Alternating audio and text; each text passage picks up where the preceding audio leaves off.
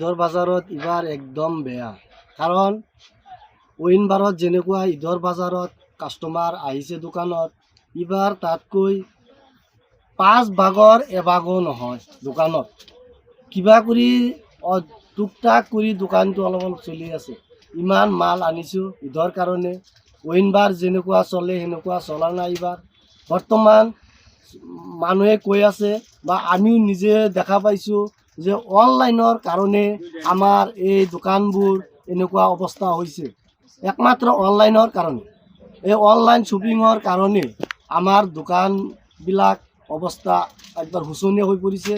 আৰু এই অনলাইন মাৰ্কেটে চৰকাৰৰ কিবা টেক্স দিছে না লাগিছে আমি নাজানো, কিন্তু আমি যে দোকান কৰিছোঁ, আমি যে ব্যৱসায় কৰিছোঁ, আমি চৰকাৰৰ একেবাৰে GSTৰ পৰা সম্পূৰ্ণ টেক্স দি আমি দোকান কৰি আছোঁ।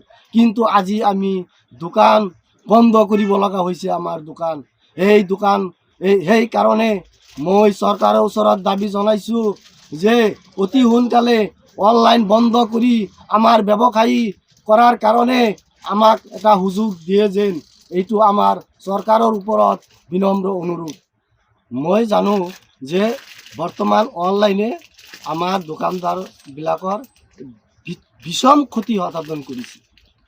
আজি ৰাতিপুৱা 7টা আমি দোকান খুলিছোঁ, 7টাৰ পৰা এতিয়া 2টামান বাজে। আমাৰ মোটামুটি অলপ ব্যৱসায় হৈছে, 2-এটা কাষ্টমাৰ আহিছে, এনেকুৱা অলপ টুকটাক চলি আছে, কাৰোবাৰ গেঞ্জি এটা এনেকুৱা চলি আছে। কিন্তু যিটো ডাঙৰবিলাক কাপোৰ, ফৰক চৰক এইবিলাক চুৰিদাৰ, যেনেকুৱা আপোনাৰ আজিকালি ফেঞ্চি যিবিলাক ওলাইছে, এইবিলাকৰ কাষ্টমাৰ নাই, চব অনলাইনত চলি আছে। এবাৰ আমি মোটামুটি 3.5 লাখমান টকাৰ কাপোৰ আনিছোঁ। আমাৰ 1 লাখ টকা বিক্ৰী হোৱা নাই। 4-5 লাখ টকাৰ আমি কাপোৰ আনিছোঁ, কিন্তু আমাৰ 1 লাখ টকাৰো বিক্ৰী হোৱা নাই। বিক্ৰীটো আপোনালোক চাই আছে, সোমাইছে, চাইছে কেনেকুৱা বিক্ৰীটো আছে। এতিয়া পূৰা অনলাইনে পূৰা গোটেই মাৰ্কেটটো খাই দিলে। এতিয়া আমিবিলাক ইমান টকাৰ মাল উঠাইছোঁ, এতিয়া আজি খটখটিত আমি 2 লাখৰ ওপৰত মাল উঠাইছোঁ। এতিয়া বিক্ৰী 50,000 মানো কৰিব পৰা নাই। মোৰতো পূৰা দোকান লছো চলি আছে। মই এইটো কেনেকুৱা কভাৰেজটো কৰিম, এইটো মই কি ক'ম অনলাইনৰ কাৰণে। এতিয়া এইটো আমাৰ বোকাজান, লাউৰিজান, খটখটি একেই অৱস্থা গোটেইকেইটা দোকানত। এইটো কাৰণে আমাৰ কাৰ্বি আংলং ডিষ্ট্ৰিক্টৰ কাৰণে মই কাউন্সিলৰ কাৰণে হেৰি কৰি আছোঁ, আমাৰ কাৰণে কিবা একটা সহায় কৰি দিয়ক। আমি দুখীয়া মানুহ কেনেকৈ চলোঁ এইটো খটখটি জেগাত, সেইটো কাৰণে কৰিব পৰাটো পৰিছে। ইমান পৰিছে কি দোকানত বহি বহি টাইম পাছ কৰি আছোঁ। এতিয়া 1-2জন পৰা মানুহ আহিলে কি আৰু হ'ব, আৰু গোটেই ইমান টকাৰ মাল উঠাই পেলাই আপনার পুরা খালি আছে। ঈদের মার্কেটত তো একদম দোকানদারি নাই। তার প্রভাবটো কি? তার প্রভাবটো হল অনলাইন।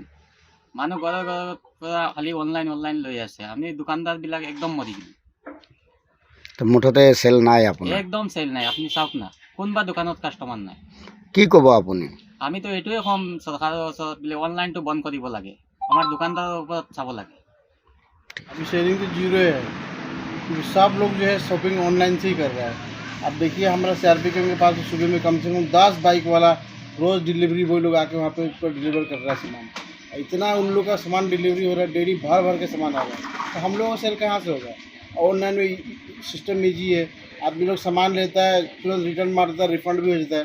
हम लोग यहाँ से एक बार खरीद के लेके आ जाएगा, रिफंड का भी प्रॉब्लम आएगा, इसलिए हम लोग के पास शॉपिंग कम है और आज बहुत कम हो गया। ऑनलाइन से ही सब लोग सामान खरीदते हैं। ये बोलेंगे ऑनलाइन वाला सिस्टम ही बनाना चाहिए। ये ऑनलाइन पूरा मार्केट को ख़त्म कर दिया। कॉस्मेटिक से लेके देखिए चावल, दाल, आटा, सब्जी, आटा भी सब मिल रहा है।